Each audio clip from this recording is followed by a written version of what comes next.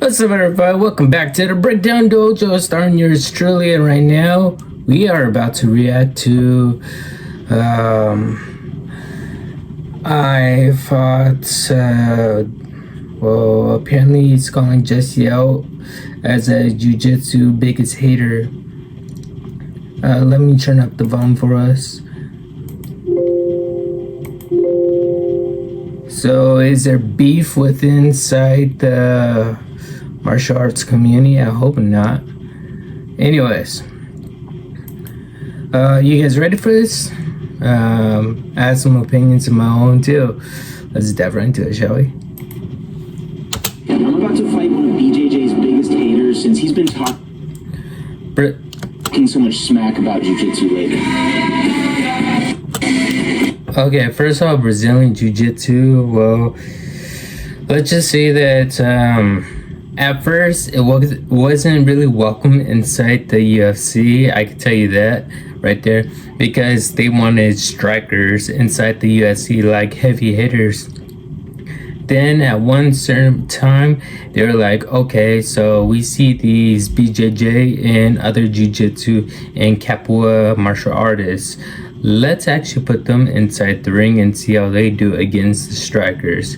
And it actually surprised against the real strikers, and the BJJ and other styles of Jiu-Jitsu took them all down. That's why they incorporate them in their I guess you could say arsenal. So now in MMA, which is called MMA, a lot of people have I guess you could say Jiu-Jitsu in their background when they fight, because when it goes to the floor, oh yeah, if there's a expert in Jiu-Jitsu, you're done. Anyways, let's keep watching.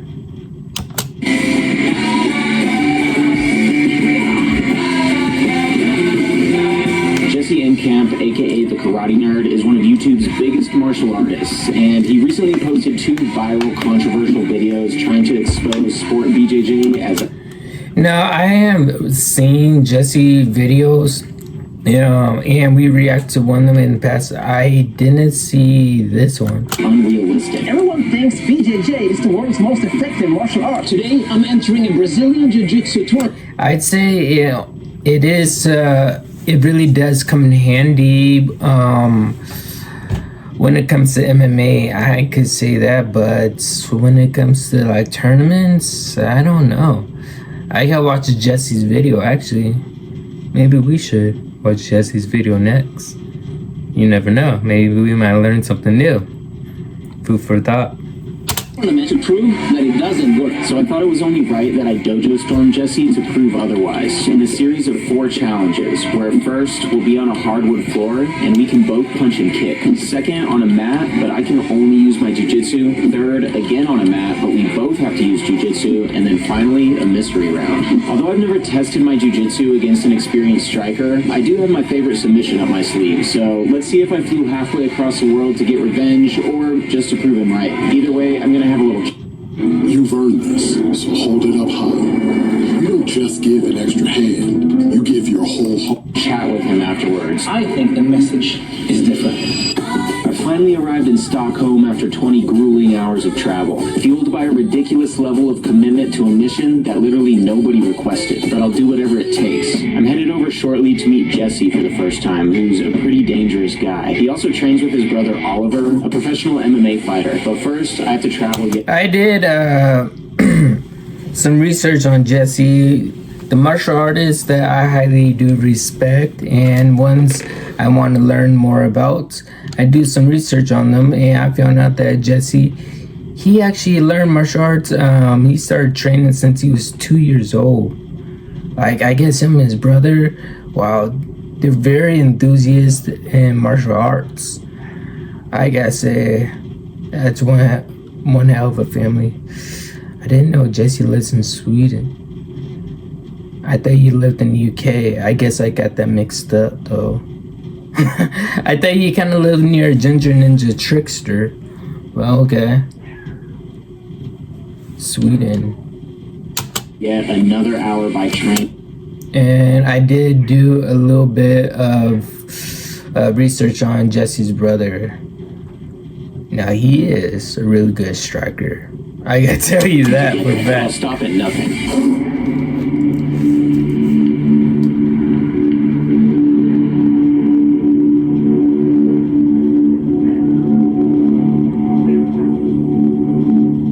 Standing outside of Jesse Enkamp's dojo. I don't know if he's in here yet. I came here really early.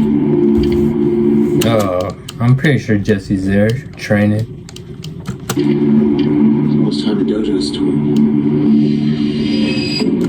You know, the thing about it is that he said that he contacted Jesse over Twitter saying that he wants to challenge him to a fight. It kind of reminds me of, I actually broke it down and mentioned it to you guys in Foshan. What they normally do at different dojos, they will send a letter, and that letter will go represent to another dojo saying that one of the masters or one of the students would like to step foot in their dojo and to face them off, like in a sparring match. I guess here in America, if you want to spar someone, you gotta like tweet them, at them. I find that really interesting, don't you guys think?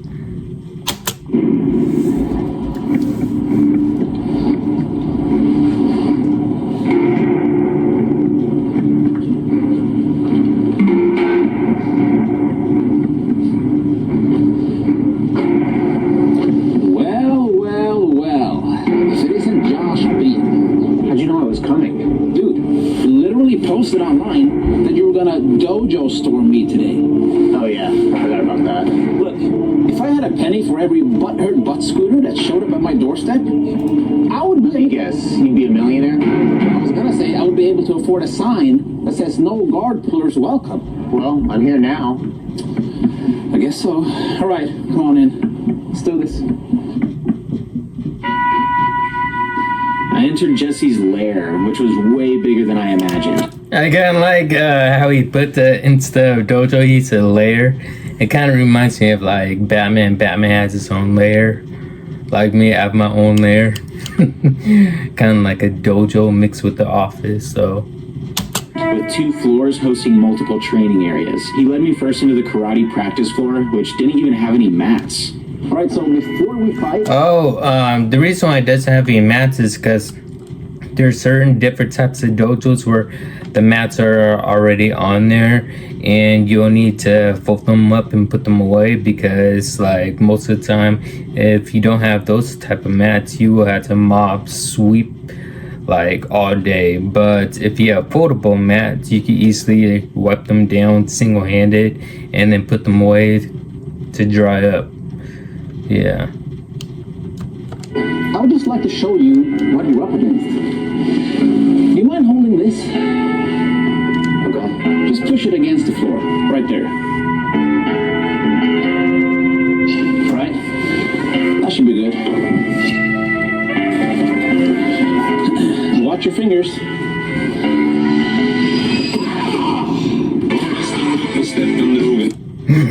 Jesse, you took a page of a book from Kickboxer, what is it? Vengeance. Yep. Lane Mochi. He actually kicked 3 baseball bats in a row.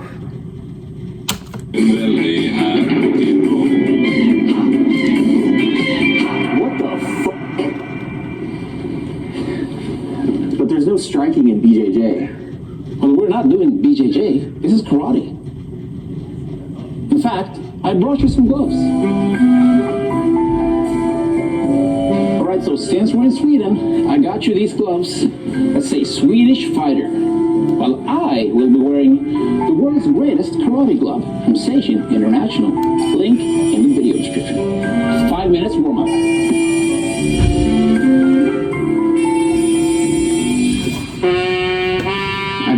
Up and immediately realized I would not want to risk going to the ground on such a hard surface. I thought maybe I could hold him against a wall, but then I realized they were covered in mirrors and I didn't want to risk glass breaking either. At this point, running wasn't an option, so I'd have to reach into my past and pull out some of my striking.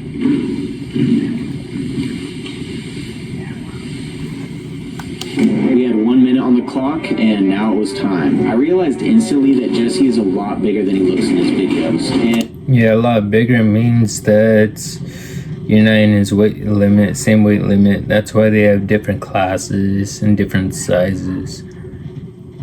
And even though his strikes were quick, he was hitting me a lot harder than I assumed he would. So I knew I'd have to keep up the intensity and protect myself. But my glove kept coming off. I hadn't sparred with striking. That was a nice spin kick. Let me see a hook kick, Jesse. Probably a couple years, and he kicked me in my injured finger, so I was doing everything I could to hold it together and block his strikes while getting in as many of my strikes as possible. Maybe I could still wrap him up in a bear hug and risk falling to Oh, nice! 2020. So Jesse tried to do 2 round kicks with his right leg and his left leg, and that'll turn you into a 360. So 360 round kicks, not bad. You know, the thing is that whenever I spar, I kind of don't like wearing gear and stuff. Like, it holds me back. Like, especially, like, if I eventually get knocked back down, I love doing kick-ups. When I do a kick-up, it'll get me back on my feet real easily. But I can't do it while wearing, like, all this bloody gear on and stuff. That's why they have Kyokushin and Shotokan. You have no gear, no protection at all. I would take it, but still, it is an effective martial arts, and it is very, very highly risky if you want to take it. No protection in any spar matches, even if you're a beginner. If you get broken nose there, they'll pop it back for you. Like, seriously, they'll say, all right, keep training, keep sparring. I'm like, Glove fell off again, but I was going to keep pushing forward against Jesse's relentless barrage of strikes. He kept throwing side kicks, which I wasn't used to dealing with, but I started getting into the flow and feeling more comfortable throwing my own strikes. I like how Jesse is analyzing Josh's stance, because Jesse keeps on changing his stance real fast. I can appreciate that. Someone who analyzes anyone else's moves. They are very predictable.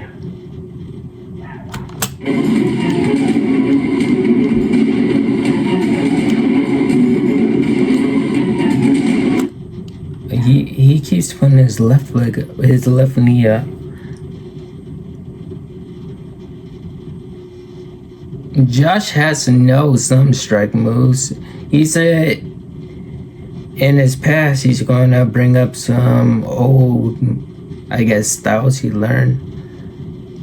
Whenever you keep raising your knee up, that's like Muay Thai or Thai boxing. Is he using Thai boxing?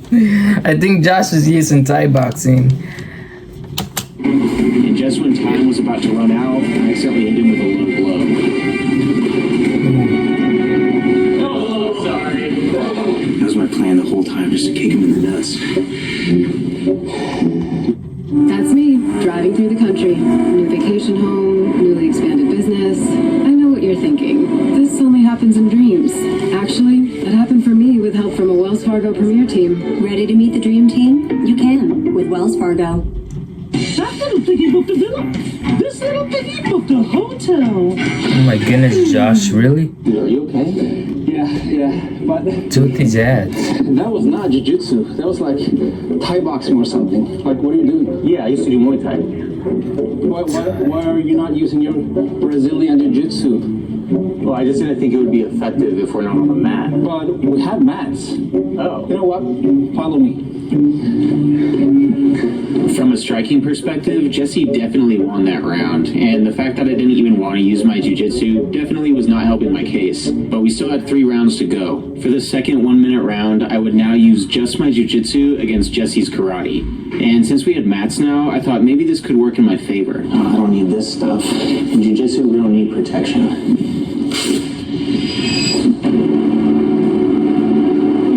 No. We're on my turf.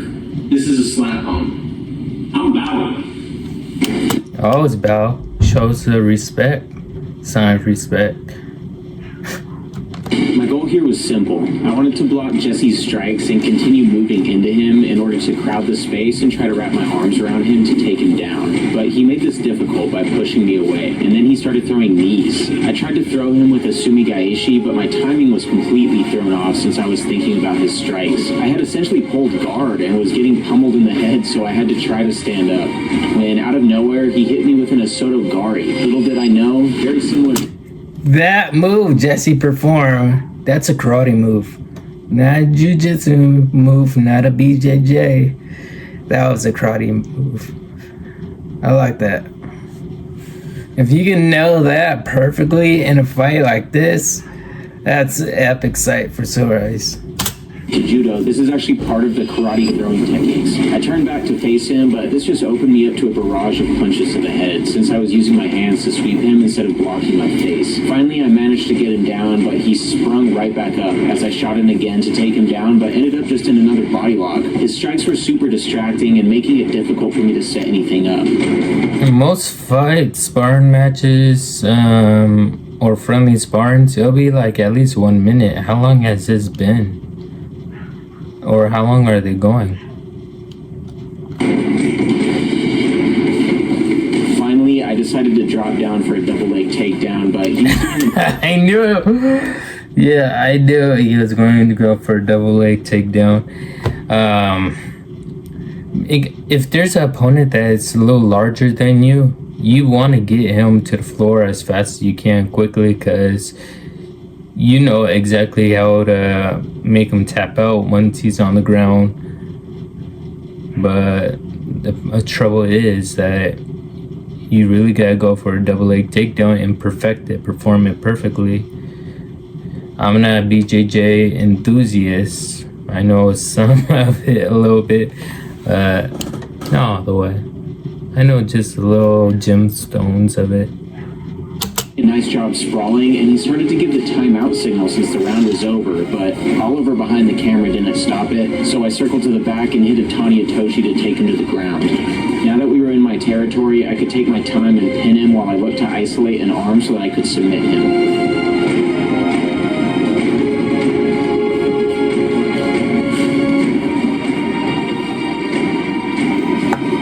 Back and asked Oliver about the time. How are we on time, Oliver? I think you should keep going. Huh? I think you should keep going until you get a submission. That's what VJ is for.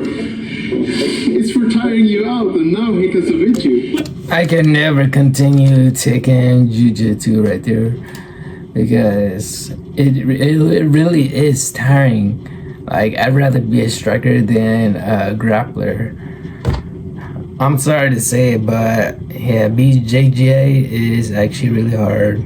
Brazilian Jiu-Jitsu is really tough, restraining on the body. And people think that Taekwondo or Karate is tough. No. I try MMA. That is hard. This is 1 minute! Fighting doesn't have any time limits, real fighting. So well, Oliver, when it's actually a real fight, only real fights last for 10 seconds. In spar matches, it'll only last for 1 minute. I don't know for Jiu-Jitsu matches, tournaments, though. We gotta check that video out, though, on Jesse's side. I'm looking forward to it. When you have like a time span, 1 minute, your thing looks better, but this is the thing with BJJ, you wear people out and then you can submit them. Yeah. And this is what you did, you took a lot of beating out. Now you got him down, so now you should win. I thought we were doing 1 minute, and you just keep going. Why?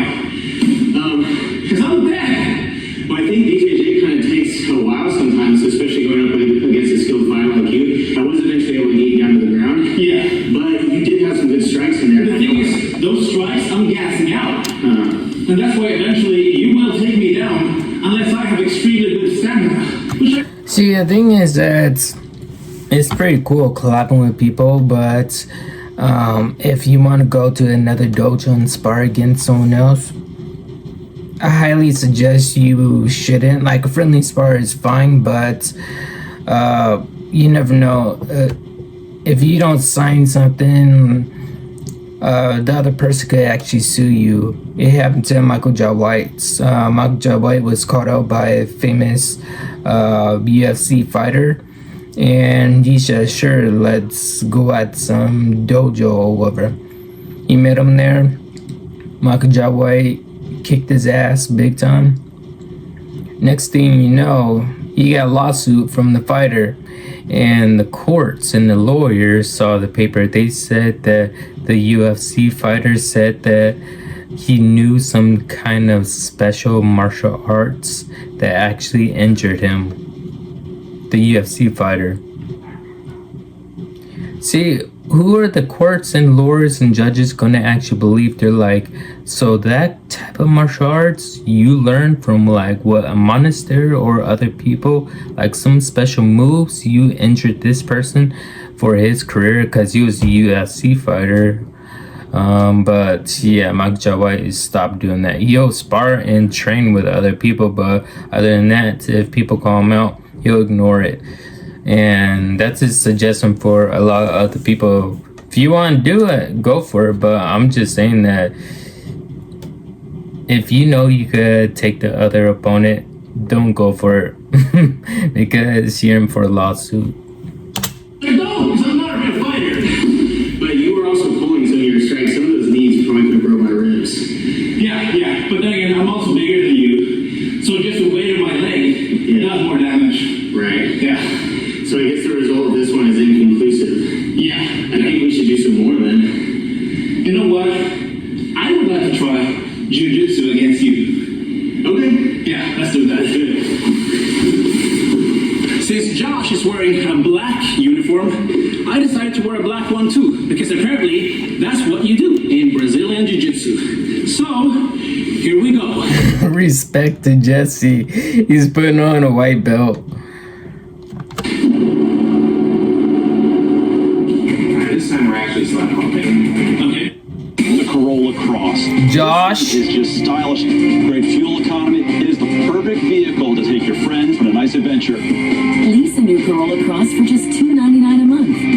We make it easy. Toyota, let's go places. Yo, these ladies are fire.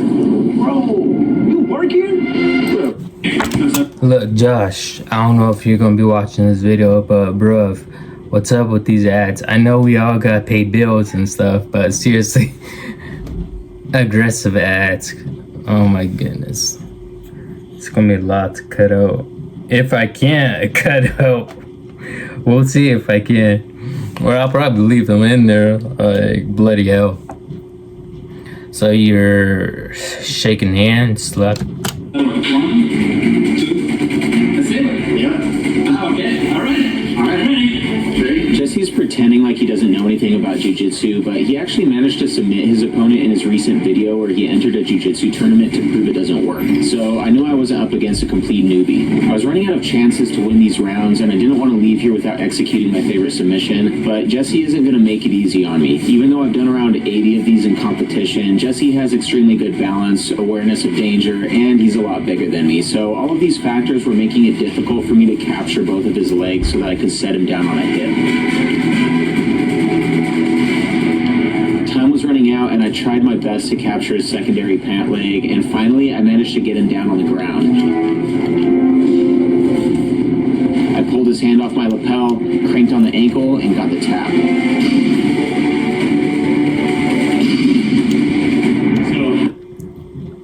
I thought he was going for arm bar, but no, he went for an ankle.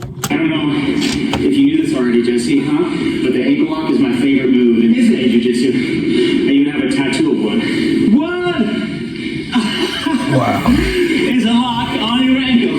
Exactly. Oh, man. This is why I came all the way to Stockholm, just so I could try to ankle lock Jesse. You caught me. Look, I was trying to be on top of you. Yeah. Because I know that would be my advantage as a bigger guy. Then I felt like this is getting boring. We're making some content here. It should be a little bit exciting, right? So I tried to go for something, and you immediately caught me with that ankle lock you had been working on for like a minute. And I didn't even realize it until it was too late. Yeah. I actually got worried for a second because you started trying to choke me, and then I remembered back to your video. Yeah, that's one thing I know. Yeah, but I didn't get it. That was good.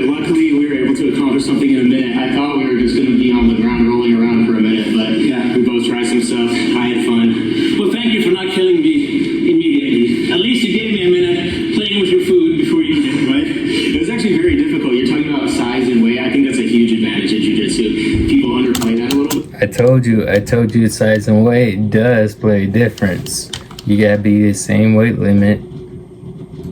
But it was, and with your martial arts background, you have such a good base and balance that it was hard to sweep you. Anytime I tried to move you, you would just stand upright. But that's what karate has all these deep, stable stances. Because at least traditional karate is all about stability to generate power, right? Right. And some of that transfers also to the ground. Even though I don't know anything about the positions, I can apply the same principles. Right, which is very clear what we just saw. Let me just cut you off right now, because now let's try to switch the roles. You do karate, and I do jiu-jitsu. Let's see how it goes. All right.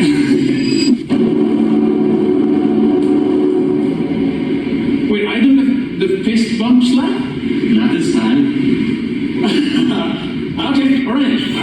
Ready? Okay. I started off in a super wide karate stance, but Jesse immediately bulldozed his way in. But I wasn't going to let him take me down that easy. I sprawled, created distance, and held him while I threw some strikes at his head. But he immediately shot back in. He was relentless. I was not expecting to have to block so many shots. I decided to throw some side kicks like I think karate people do, and my spazziness kept him at bay until he shot in again. I thought I was safe when suddenly he threw me with a sumi gaeshi, and right when I got up, he did it again. I've seen his videos. I know that's your favorite trouble. And then in a last-ditch attempt to submit me before the round was over, he fell back on an ankle lock.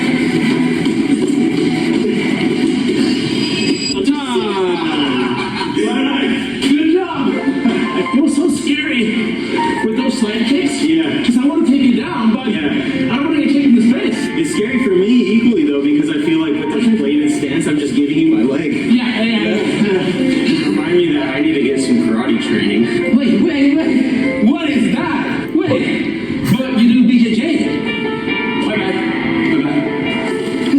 I think for all martial arts, there's an appropriate context and usage, which was shown here. Now that we'd fought it out, I wanted to sit down and have a discussion with Jesse about his videos. So, I'm a huge fan, but I do have to ask you, why have you been giving jiu-jitsu so much shit lately? Have I, though? I mean... Well, the thing is that all martial artists have their own perspective in different types of martial arts, what's comfortable for them and what's not comfortable for them, and we're open to our own ideas and opinions on them, and we understand that if anyone feels the wrong way, we don't mean to disrespect them or anything like that, but we're all human. It's just our own opinion, what we think about this type of style. If it's not for us, we'll just say that, yeah, I kind of don't like it. And that's it. At the surface level, maybe it seems like that. And the reason is because I've discovered that a lot of people who are tribal, who like to belong to a specific subgroup, are very sensitive to certain topics, especially when it comes to criticism about what they do. It's like a religion, like my God is right, your God is wrong, something like that. Which means that a lot of people click videos whenever I package them like that. But if you look beneath the surface, I think the message is different.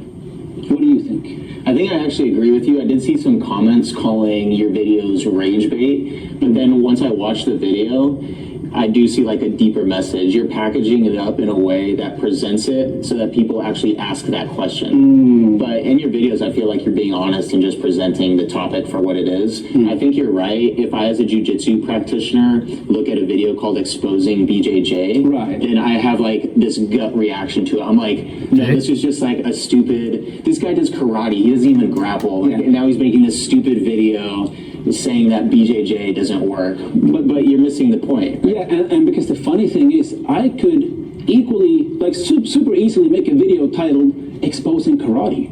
Because there's so much karate that doesn't work.